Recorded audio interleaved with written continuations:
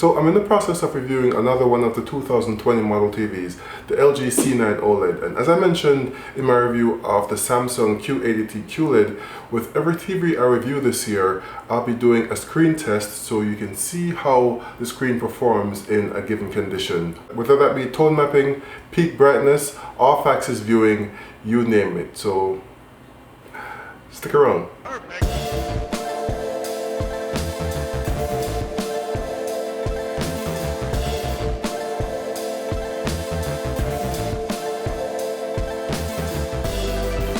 Hey guys, it's the Villaman here, home theater enthusiast and lover of all things tech. Now on this channel we review and compare TVs like this. Actually, I'll be comparing this TV to the Samsung Q800 TS QLED TV. So if you're new here and haven't subscribed yet, or if you're not new but still haven't subscribed yet, then now is the perfect time to do that. So hit that subscribe button and come along for the ride. So this is not the video for specs. If you want to check out the specs of this TV, then check out my unboxing and overview video that's linked in the card up there. So without further ado, let's get into it.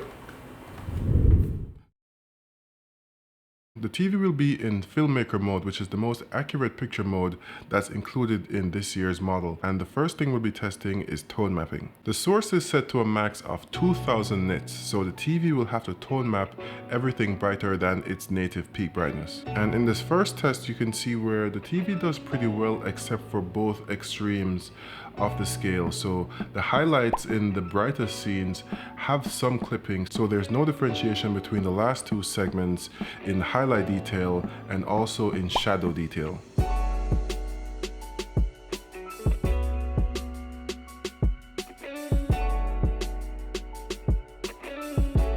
This next test of point brightness is something an OLED TV would excel at because it's not like an LCD TV which has a backlight, so there'll be no blooming.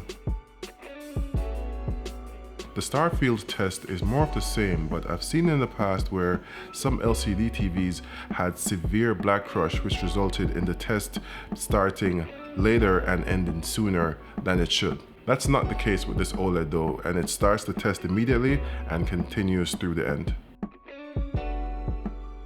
With this next test, it's more useful for full array local dimming TVs to test how aggressive the local dimming algorithms are by seeing if there's any vignetting in the corners of the brighter squares. But with an OLED TV, that is not an issue.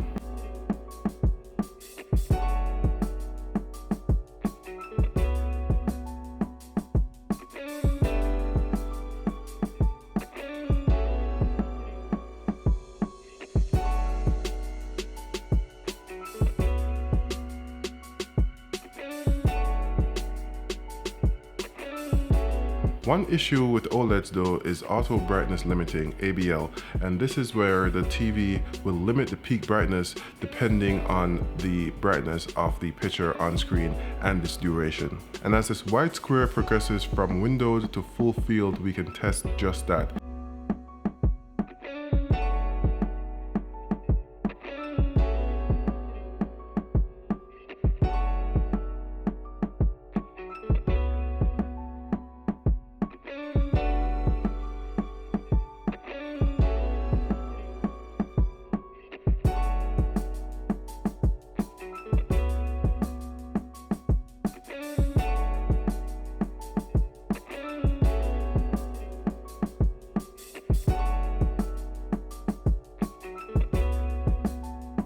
The ABL happening here might not be perceivable to some, but it's definitely there. And if we speed up the video some more, then we can see it happening when the window gets larger.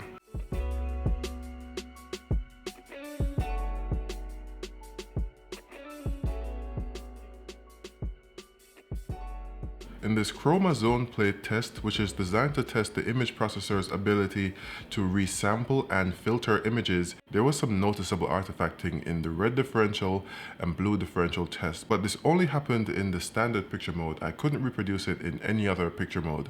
Keep in mind this test is designed to really stress the processor. With True Motion off, there is some perceived judder in the picture, and with Cinema Clear enabled, it reduces the judder on slower moving objects.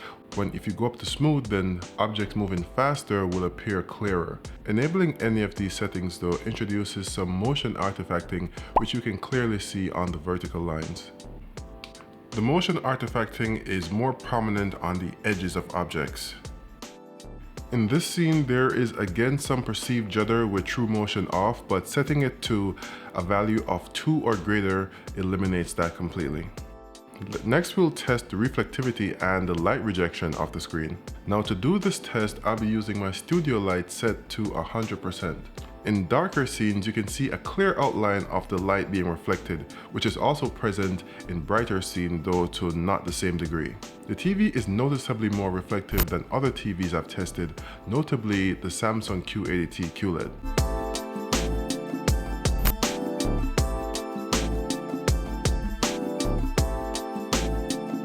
The reflectivity of the screen, in addition to the relatively low peak brightness of an OLED TV, may not make this TV ideal for a room with a lot of ambient lighting. In the daytime, the reflections of the sunlight through the window is clearly visible on the screen, so that might present some challenge in rooms with a lot of ambient lighting.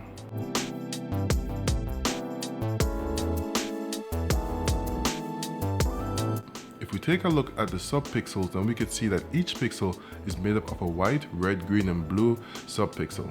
And the green subpixel appears to be the smallest of the 4. OLEDs are known to have some very good off-axis viewing angles, and it is no different with the C10. Though, as you can see in this direct off-axis viewing comparison, there is a loss of brightness when viewed off-axis. It's not enough to be perceivable unless it's being directly compared like we are now.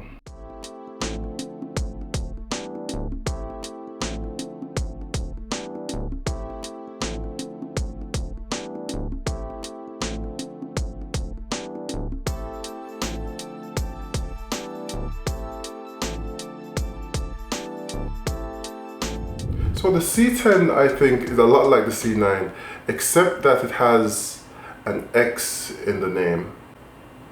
As you saw in the test, it's not looking good, at least not in certain instances. I've actually had the YouTube app crash on me at least twice, which has never happened before on any TV really. The TV just completely turned off, which I found strange. I'm not sure if this is an issue with the Alpha 9 Gen 3 processor, which can be fixed with a firmware update, or if it's just an issue with this TV in particular. I don't know. Let me know in the comments if you have any experience with that on your C9 or C10 OLED. But stay tuned for the full review, of course, the comparison, and also the gaming test and demo where I'll be testing PC gaming and console gaming. That's the first for me actually, playing PC games on an OLED TV, but we will see. Don't forget to like the video if you liked it or found it helpful, and thanks for watching. Until next time, this has been your friendly neighborhood Villaman saying, be safe and peace.